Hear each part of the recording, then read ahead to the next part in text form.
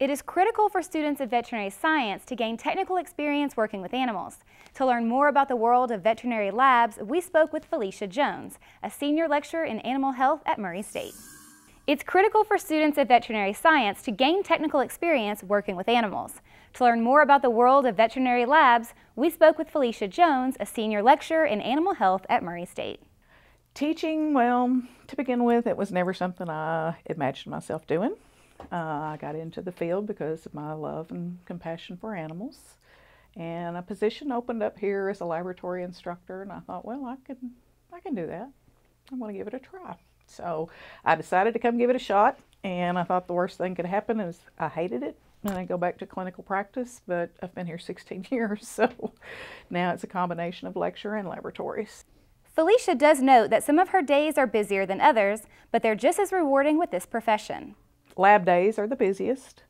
We start out on Tuesday and Thursday mornings with a surgery and anesthesia lab. We do all the pre-prepping work to get a student ready to deal with the animal, as far as through the physical exam, laboratory work, learning how to administer the medications, draw up the medications, of course, and induce the patient under anesthesia, monitor them under anesthesia, and then recover.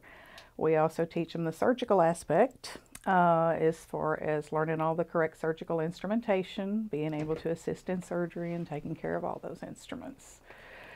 Typically, it's a 3-hour lab.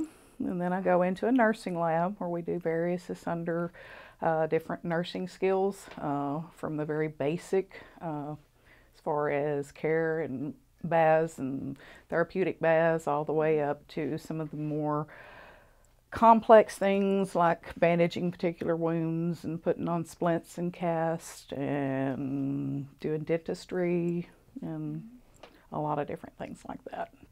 Not everyone grows up wanting to teach, but Felecia says that she can't see herself doing anything else. Plan on always teaching. A lot of things I didn't get to do, in the veterinary medicine field. A lot of things I would like to do, but there are some life restrictions or whatever. So being able to help prepare the young people to go on to be veterinarians and veterinary technologists, I gain through them, as far as I can help them get ready to go out there and do those things I never could or never had the option of going out there and doing. And that's, to me, what it's all about, is providing them a quality education and the skills base they're going to need to further their education and go on out into practice and do what they love to do. Very encouraging.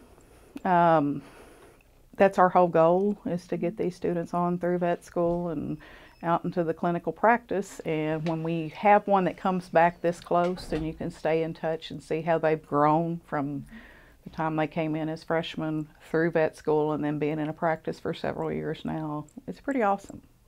It's pretty awesome. Seeing the light bulbs go off in the students. Okay.